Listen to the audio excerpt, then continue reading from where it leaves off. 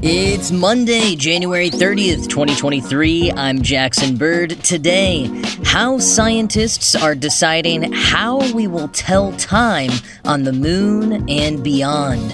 Plus, a new Frog and Toad series from Apple TV Plus has gay Twitter crossing their fingers.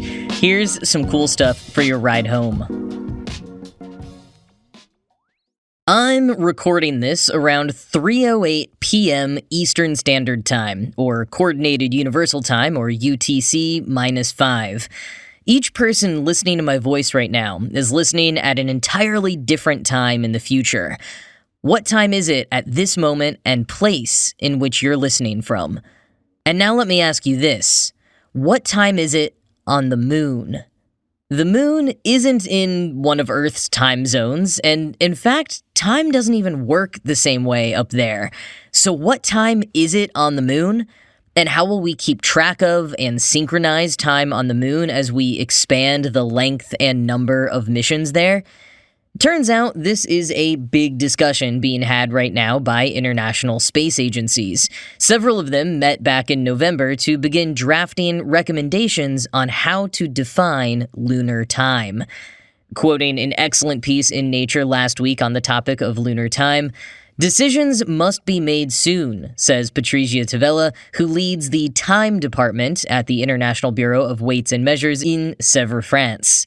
If an official lunar time is not established, space agencies and private companies will come up with their own solutions, she says. This is why we want to raise an alert now, saying, let's work together to take a common decision. End quote. Side note, how cool is it to say that you lead the time department? Makes it sound like you work at the Time Variance Authority in Loki or something. But anyways, yes, an official lunar time. That's what we're working towards. Now, why don't we have one already? It's not as if these upcoming crewed lunar missions are the first time we've sent humans and spacecraft to the moon. Well, right now, each lunar mission handles timekeeping independently, with its own timescale linked to UTC. It's not the most precise or efficient process, however. Two things that are very important when you start having multiple missions from multiple agencies and companies roving around the moon at the same time. And that's another reason getting a precise way of keeping time that everyone agrees on is important: lunar navigation. NASA and the ESA have plans to establish a Global Satellite Navigation System, or GNSS, for the moon.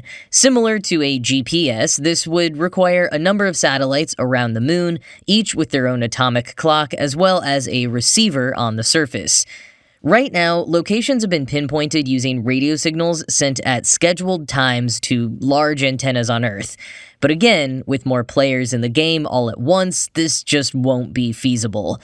But for the GNSS, it would be crucial that everyone uses the same time reference, at least depending on where they are on the moon. Because there's also the question of whether there should be time zones on the moon. These would be linked to the sun's position in the sky, and Jorg Hahn, an engineer working on lunar satellite navigation at the ESA, says they might make sense for people living on the moon. So time zones would be more experiential for astronauts and not a necessity for accurate measurements. What is accurate when it comes to time on the moon, though? Quoting Nature, "Defining lunar time is not simple. Although the definition of the second is the same everywhere, the special theory of relativity dictates that clocks tick slower in stronger gravitational fields. The moon's gravitational pull is weaker than Earth's, meaning that to an observer on Earth, a lunar clock would run faster than an Earth one."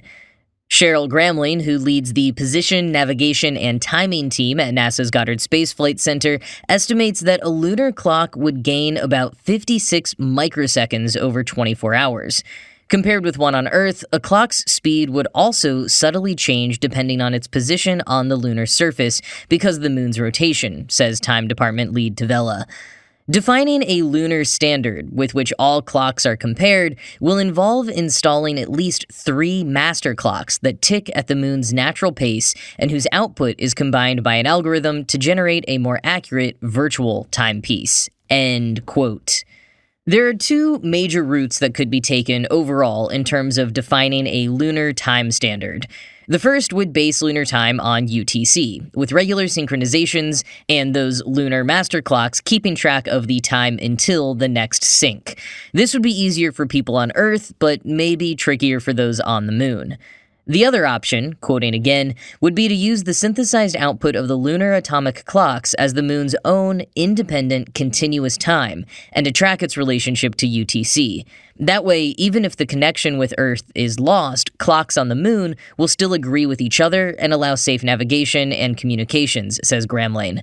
Establishing an independent time is a model that will also work for the more distant planets that space agencies are ultimately targeting, such as Mars. End quote.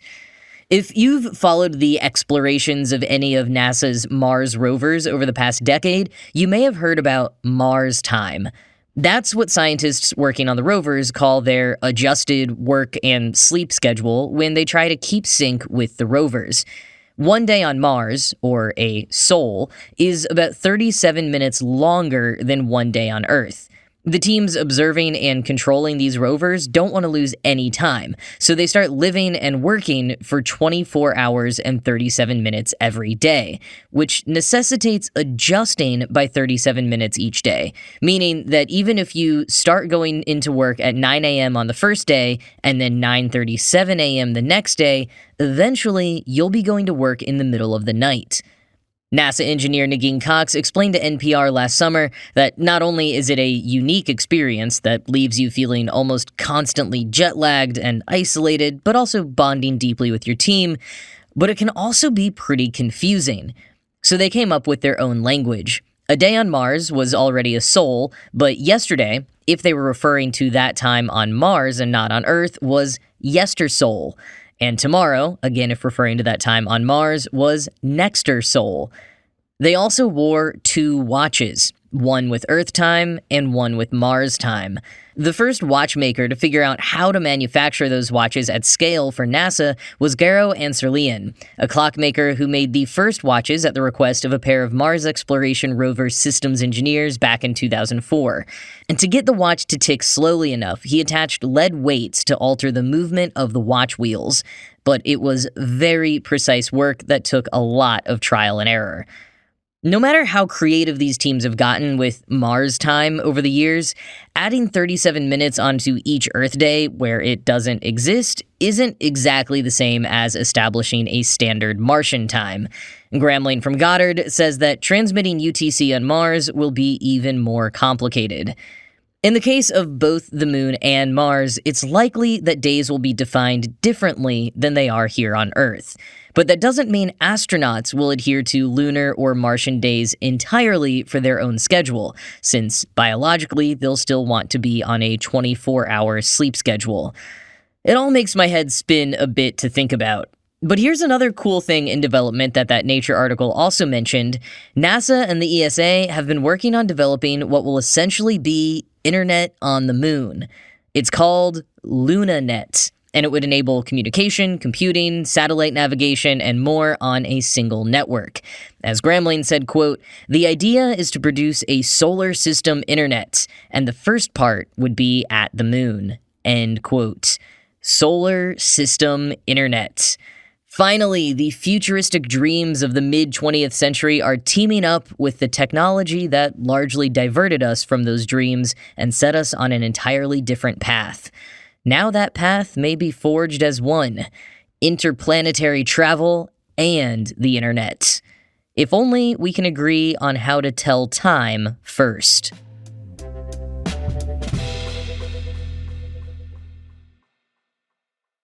Apple TV has just announced its spring kids and family lineup, which includes a slew of Peanuts specials, old and new, a new Jane Goodall-inspired show about a 9-year-old budding environmentalist, Season 2 of Harriet the Spy and several other of its animated originals, and a new animated adaptation of Frog and Toad. The Frog and Toad cartoon will be based on Arnold Lobel's now classic book series, and it will premiere on April 28th. Now, I thought there was already a Frog and Toad cartoon that aired when I was growing up, but all that I could find record of was a claymation adaptation from the 1980s, and that one was narrated by Lobel himself, which is kind of cool. I'll put a link to an episode in the show notes. Producer John Clark Matthews has been uploading most of the episodes to YouTube and his own website.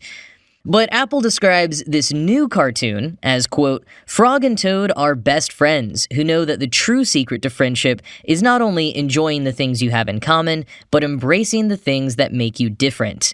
Our differences are what makes us special, and Frog and Toad celebrate them in what makes them unique," end quote.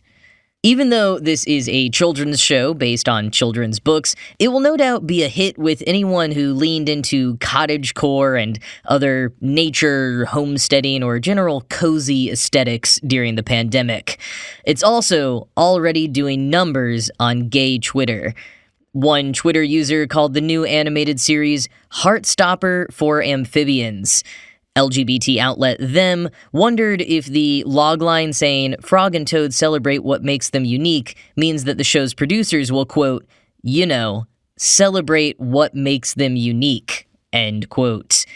The subtext there is the subtext that many have long read into Frog and Toad, which is that the tandem bicycle riding best pals might have been more than pals.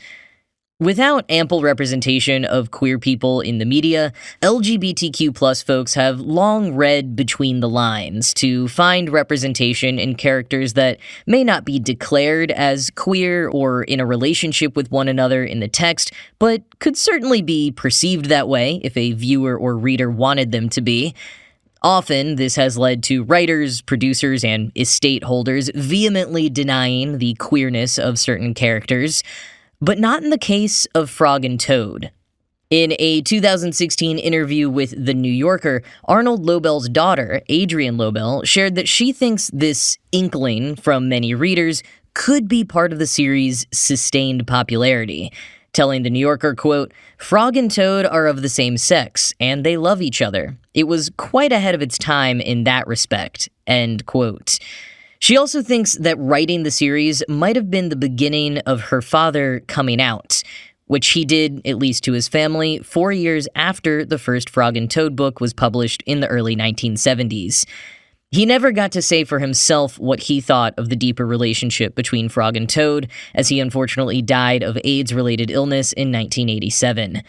But Colin Stokes, in that old New Yorker article, did dig up this relevant quote from Lobel in 1977 in an interview with a children's book journal. Quote, "If an adult has an unhappy love affair, he writes about it. He exercises it out of himself, perhaps, by writing a novel about it. Well, if I have an unhappy love affair, I have to somehow use all that pain and suffering, but turn it into a work for children," end quote. So maybe some of Lobel's struggles or joys with coming out seeped their way into the Frog and Toad stories. Whether he intended the characters to be together or not, knowing that the stories were written by a gay man gives them that little extra layer of resonance for those who, lacking much else, saw themselves in these two amphibian friends. And even just as friends, Frog and Toad represent a kind of intimate friendship, not to mention a calm, nature-filled daily life that many people only dream of. Their closeness breaks the rules of modern masculine friendships, and their disagreements, as Lobel's daughter astutely pointed out to The New Yorker, teach kids that conflict in relationships is normal, to a point, and that you can make up, remain friends, and show how much you care about each other, even if you don't agree on everything.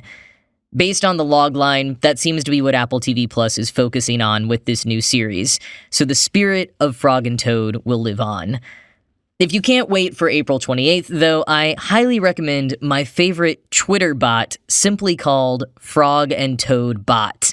Every 3 hours, it tweets a couple of lines from a Frog and Toad book, and somehow they all feel so relatable. Well, I say somehow. I know exactly how. It's because Arnold Lobel was a genius at whittling normal, but not always talked about human experiences into their most stripped down language, so even a young kid reading it would know that they weren't alone in how they felt.